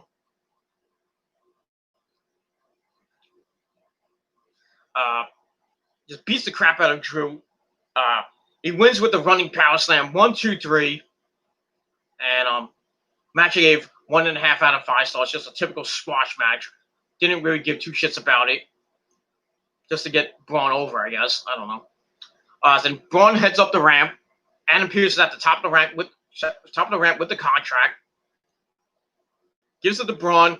Braun looks at him, and then signs the contract, and then pushes it back in Adam Pearce's chest, and then he walks to the back. So Braun Strowman has signed the contract. So now 2/3 of the match is official. So now all we need is Roman Reigns to sign the contract.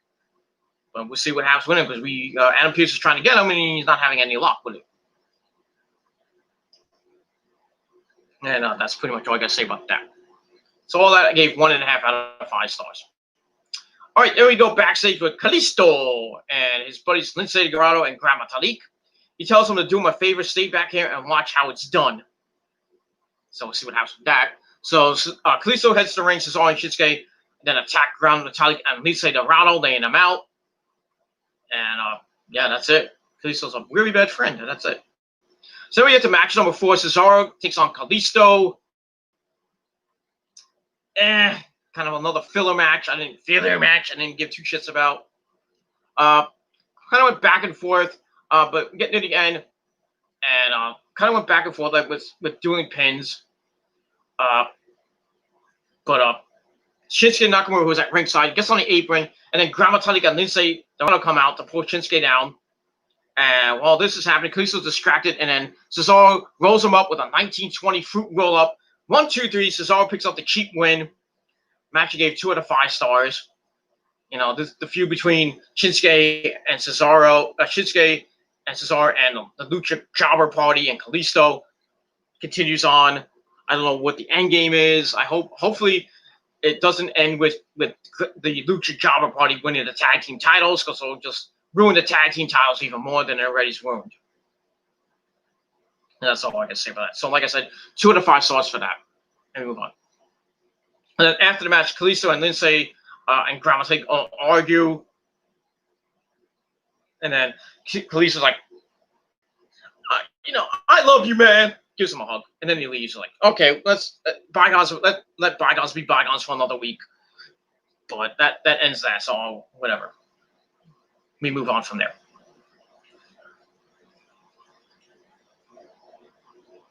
All right. After that, we go backstage into Vincent Kennedy McMahon's office, and I don't know what Vince was doing. I think he was playing with himself. I don't know. Jacking off. I don't know. We see Adam Pearce come in, says he's got 2 of the 3 signatures he needs. Vince is like, well, I need all 3. And then he advises Adam Pearce to go knock the door down, throw yourself into the door, knock it down. And Vince says, I'll do it. I'll do it by tossing your body through the door. So then Adam Pearce leaves, and that's that. So that was a waste of time segment. So I give that 2 out of 5 stars. So we'll see if Adam Pearce can get Roman Reigns' signature. So we'll see what happens. That's that. All right. After that, we stay backstage, this time with Nikki Cross. And she's holding onto an empty coffee mug. In comes Tamina, because Tamina needs her TV time, but she's still in catering with Dana Brooke. And somehow she's playing a good girl this time. I don't know. She's like, I think Tamina's a tweener. I could care less. She's just stuck in catering. Nobody cares. She asks how Alexa is. Everyone's kind of worried about her. And Alexa comes in with her pigtails, looking like Harley Quinn from a couple years ago. Remember when Alexa dressed up as Harley Quinn, had the pigtails and the red tips, looking like Harley Quinn, looking hot. When she was like a full-fledged heel back in the day. So they ask her how she is. She's like, I've never been better. And then Nikki sees, she notices something in Alexa's hair. It's a braid or a dreadlock. And Nikki's like, isn't that kind of extreme? And she's like, I don't think that's the best look for you. And it kind of reminds me of the Fiend. And Alexa's like, ugh. Then she snaps out of her daze. Tells Nikki, no, don't worry about it. It's nothing. She thought Nikki would be more supportive of her. So she's like, so much for our friendship, Nikki. Slams the mug down, goes complete, and breaks into a million pieces. And just leaves in a huff. And that's it. So it looks like, they were going to scrap this whole idea of Alexa Bliss and Bray Wyatt, maybe having an incest angle, Alexa becoming Sister Abigail or Sister Alexa, and then falling for Bray and having a love angle. I don't know if that's still going to happen now. Maybe they're still going to do it, but now that Roman's back, who knows? I don't know what's going on with this. So we'll see what happens over the next coming weeks and maybe on Sunday. Who knows? So I gave all that 2 out of 5 stars, and that's pretty much it. So it looks like Alexa's back to becoming a heel, which I think is better for her, because her as a face kind of sucked. But she still looked pretty. It is what it is. And that's that. And we move on from there. All right, there we see Adam Pearce still trying to knock on the door of Roman Reigns. Then he opens the door without even asking. And then we see Roman Reigns come out. Well, come from somewhere in the locker room. So Adam Pearce hands over the pen to Roman. And Roman says, I'll have to take a look at this single-page, 7-word contract. Yes, I have to go with the contract there, Adam, before I sign this. What do you that? So we'll see what happens if he signs the contract. And then, so this is like, oh, yeah, they're going to have a final segment, and we'll see if he signs it or not. And that's all I can say about that. Then we get to the main event. I don't know why this was the main event. The Miz, John Morrison, and Sheamus fella taking on Big E and Heavy Machinery, Otis and Tucker. Match was kind of boring.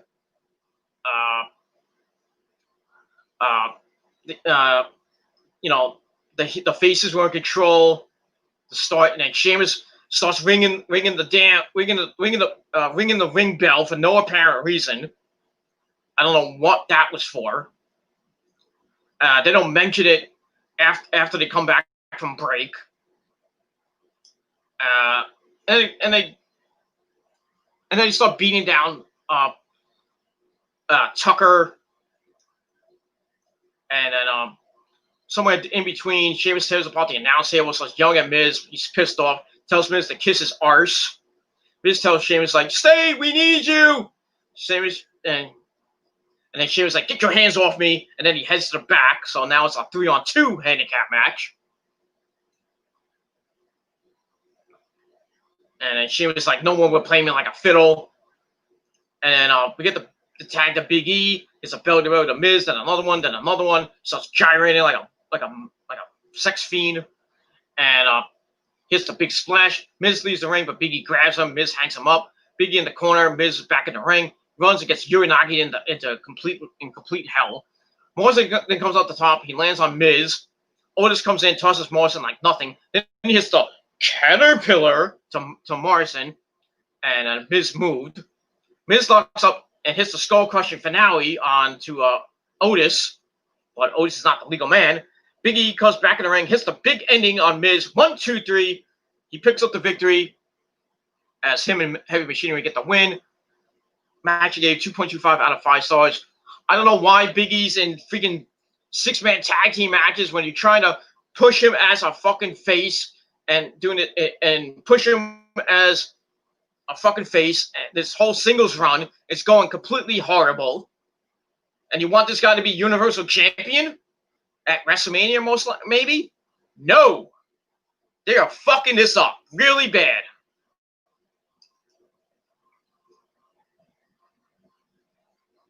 That's all I gotta say about that. They are fucking Big E up really bad. Really bad. I mean, he's won matches, but you're not pushing him. You're putting him in stupid 6-man tag team matches. Now he's in this stupid thing with Sheamus. And he's most likely going to win, and he's going to continue his single run. They're doing this kind of Kofi Kingston-like thing. You know, where it's like, oh, it took Kofi 11 years to get a title shot and win the title. You know, like what they had on Talking Smack last week with him and Morrison, him and Miz going back and forth about it, about Kofi and stuff. And then Miz is saying that Kofi got handed everything, and Big E's getting the same treatment. Blah blah blah. So that happened, and they're really fucking this fucking singles run up. They're really fucking it up. It's fucking horrible. I feel bad for Big E. I really feel bad. So I don't know what the WWE is gonna do with Big E now. I don't know. So we'll see what happens over the next coming weeks, and that's that. So I gave the final match 2.25 out of 5 stars, and that's it. And then we get to the final segment, the after segment, where we see Roman Reigns backstage starts guaranteeing that he will be at Payback. He doesn't need to sign the contract, and he will win back the Universal title, which he never really lost. And he says that's not just a prediction, that's a spoiler. And then we pan over to see Paul Heyman. Holy shit! And Heyman's like, believe that. So it looks like Roman Reigns is now a Paul Heyman guy. So Roman is now a full-fledged heel for the first time in his career. Well, actually, since he debuted with the Shield with Seth Rollins and Dean Ambrose. When they first came in, they were fake. They were heels. You know, when they broke up the Shield, Roman was a standout star of that and became a face, and he's been face for the last few years. And now he came back at SummerSlam after taking time off after WrestleMania because of the COVID scare shit. But the COVID kid, he didn't want to get COVID in and all that stuff. Now he's back. So now it was really interesting to see him align himself with Paul Heyman. So now, like I said, Roman is a Paul Heyman guy now. So everybody on Twitter, everyone on Facebook, and on Instagram, and everywhere else went completely nuts. He fucking marked out. I fucking went completely nuts. I was like, holy shit. I didn't really mark out that much, but I was shocked to see him and Heyman together.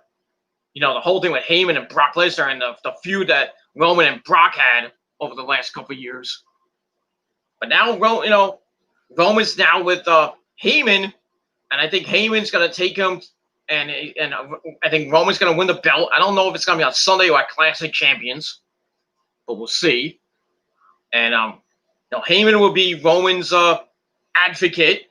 Like I said, I told a couple of friends on Facebook, I said, I think this is all a setup that, Heyman's going to manage, and, he's going to be the manager of Roman. He'll be the advocate from Roman. But I think it's just a setup for when Brock Lesnar comes back, whenever that may be. Maybe at the Rumble, maybe sooner than that.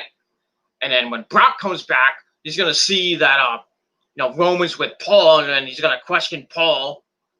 But I think it's going to be a setup, and then Paul's going to turn on Roman, and Brock's going to come back and want the Universal title back. And then we're going to get another Brock Lesnar, Roman Reigns feud, which do we really want to see that again? I don't think so. So we'll probably get that maybe by the end of the year, maybe the Royal Rumble, or they might go all the way up to WrestleMania. Maybe Brock doesn't come back to the Rumble. Maybe Brock wins the Rumble. He was in it last year at what was he, number 1? And almost won the fucking thing, even though he got eliminated by Drew McIntyre. And then, they had that match at WrestleMania. Drew beat Brock Lesnar to win the WWE title. And then Brock left, never to be seen again. Maybe, like I said, he may be coming back soon. I don't know when. Maybe at the Rumble. Like I said, possibility he can win the Rumble. And then come on the next night on Monday Night Raw. He comes on SmackDown, challenges Roman for the belts like we've been here before. And, they'll continue. They'll go back to that same fucking feud that we had a year or two ago when they had all those matches. That horrible match in Saudi Arabia, that cage match, which somehow Brock won, even though Roman's foot hit the ground first. But they said Brock he got speared out of the cage, and they said Brock landed first. I still don't understand that.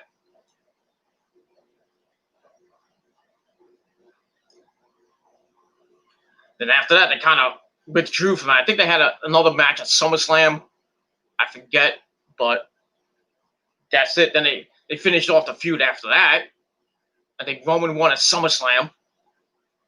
And then he held it all the way to WrestleMania, and it was supposed to face he lost the belt.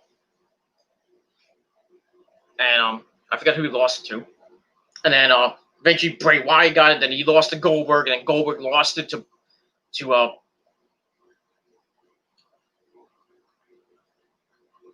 I forget. Goldberg lost it.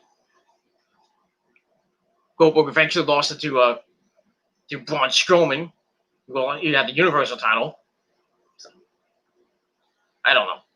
Fucking craziness that it is. WWE is fucking crazy.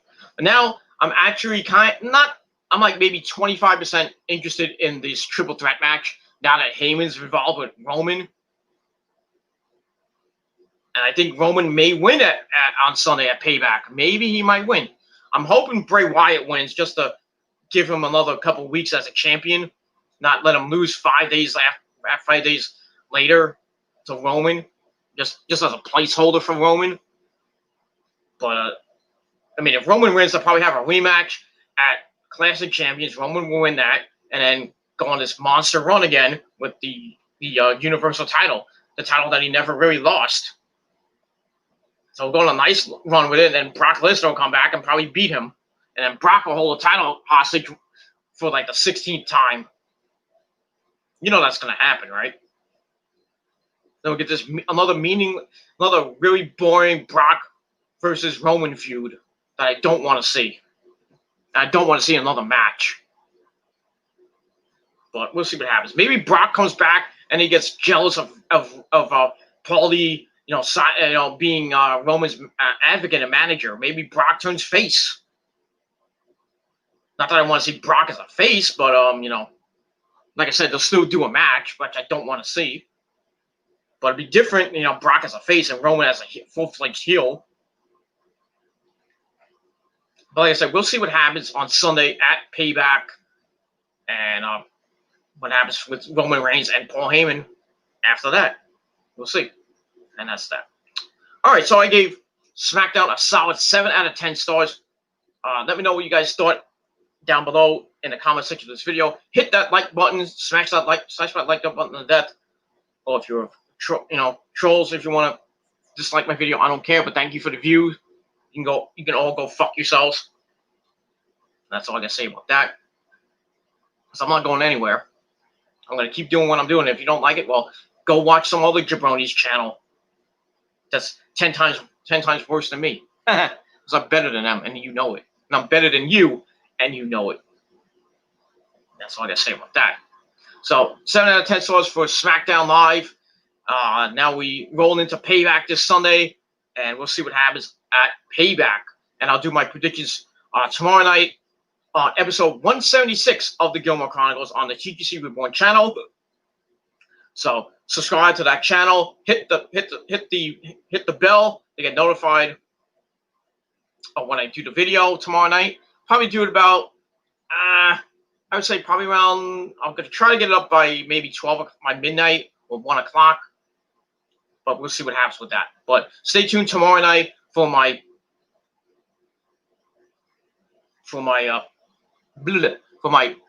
Payback predictions. Get you set up for Payback on Sunday. Won't be doing a review Sunday night because I'm coming home really, really late on Sunday. Won't be home till like 12:15, 12:30.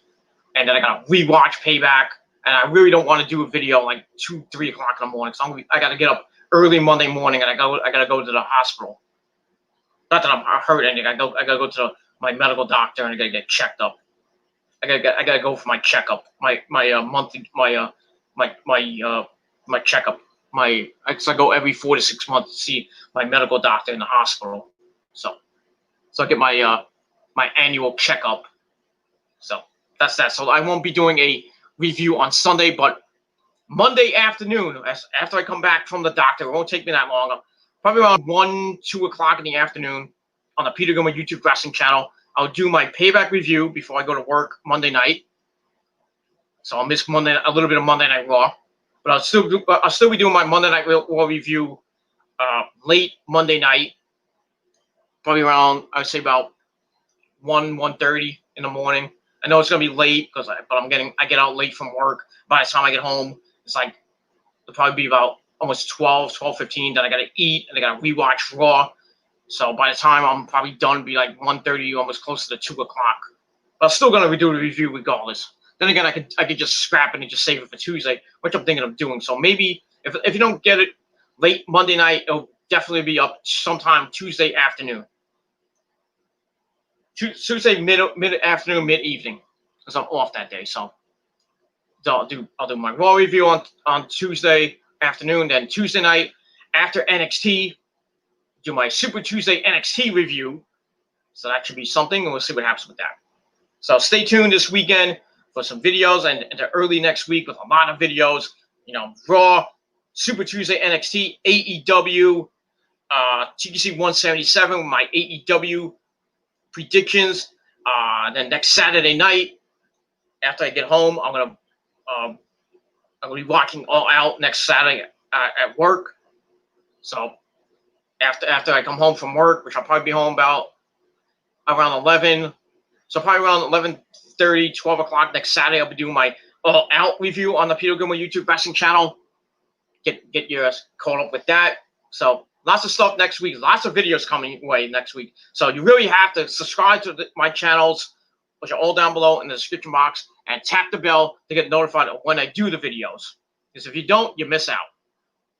And if you miss out, well, too bad for you. And that's all I got to say about that. And we will move on from there. All right, we're going to finish up the chat with my good buddy Jair. And after 10 minutes finished Smackdown, we found out about the death of the actor who played Black Panther. Yes, I actually found out I was watching the news and they were talking about it. Chadwick Boseman, who died tonight at the age of 43 due to his 4-year battle with colon cancer.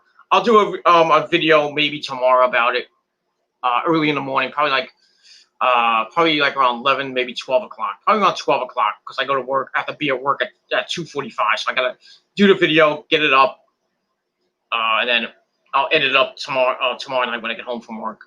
So it'll be up tomorrow on the Metal God 669 channel. I'll be doing it from my phone. I'm not going to do it on StreamYard because I don't got much time on StreamYard like I do on this channel. So I'm getting really close to my 20-hour limit. Then I got my one more video to do before my time resets. So we'll see what happens. But yeah, sad to see Chadwick Boseman pass away. A great actor, just gone way too soon. It just sucks. It fucking sucks. Fucking cancer, man. Fucking cancer. And that's pretty much all I got to say about that. And we'll move on. I think SmackDown nude creative who has the pants to not let himself be manipulated or controlled by Vince's creative decisions, and who makes that new creative good to avoid ratings. Yeah, I don't know. I don't know what happened tonight with that. I don't understand your comment, but I think it was whoever did the segment and with Heyman and bringing in Heyman. I think it was maybe Bruce Pritchard's idea. Maybe, I don't know, but if it was Bruce Pritchard, give him a lot of credit for that shit.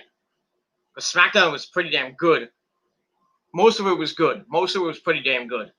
And I think it's gonna do pretty well in the ratings. I think especially with the ending, I think like everybody was waiting for Roman Reigns, and then the introduction of Heyman, I think really boosted their ratings. The rating for this week, I think it really boosted the rating. I don't know what it's gonna get. I would say maybe 2.5, maybe close to 3.5 million views this week. But we'll see. As we find out, maybe find out tomorrow or later the weekend or maybe by Monday or so. And that's that. So yeah, but I think with Heyman coming in as Roman's manager advocate, they needed ratings in the worst way. So that was that. All right, Jair gives it 7.5. Okay. I might be overrating it. Like I said, a lot of people giving it 4.5, 5 out of 10 stars. That's your opinion, but my opinion matters the most. It is what it is, and that's all I can say about that. All right, so that's my video. Thank you all for watching. Thank you once again to Jair, as always, for coming in the chat. Probably see Jair tomorrow on my TGC Reborn channel on my payback predictions. So get that. Also, thank you to DL Vlogs for coming in the chat. Thank you to Dove Shadow, Super Like the Hedgehog for coming in. Thank you for the support, as always. And to the haters who came in, thank you for the view, motherfuckers. You know, you can go rotate on my big fat Italian dick, which goes up your mama's ass on the daily. But it is what it is. If you don't like it, fuck you, man.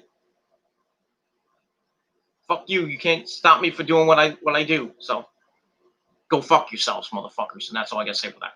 So once again, 7 out of 10 stars for Smackdown. It was a pretty good and exciting show with the shocking ending with Heyman and Roman Reigns together. We'll see what happens this Sunday with them at Payback. So now we're on the road to Payback. We'll see what happens this Sunday.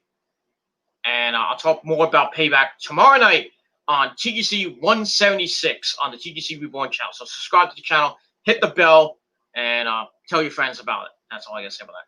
So that's it. Thank you all for watching. Go to sleep, everybody, if you're in the Northeast. If you're on the West Coast, start thinking about going to sleep.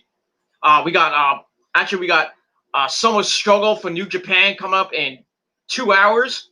I'm not going to stay up for it. I'm not going to. I'll rewatch it later when I come home from work. But I'm not gonna do a review or anything for Summer Struggle, which is at the Jingu Stadium in Japan, where they've had many matches. Especially they had the first ever barbed wire exploding ring match back in like 1990 something. That was fucking epic. I think it was the Great Muta and I forget who else it was. It was fucking epic. The only time that New Japan went really hardcore, I mean ultra violent hardcore. We'll never probably see it again. I thought it was gonna be Shingo and Minoru Suzuki in an exploding ring barbed wire landmine match.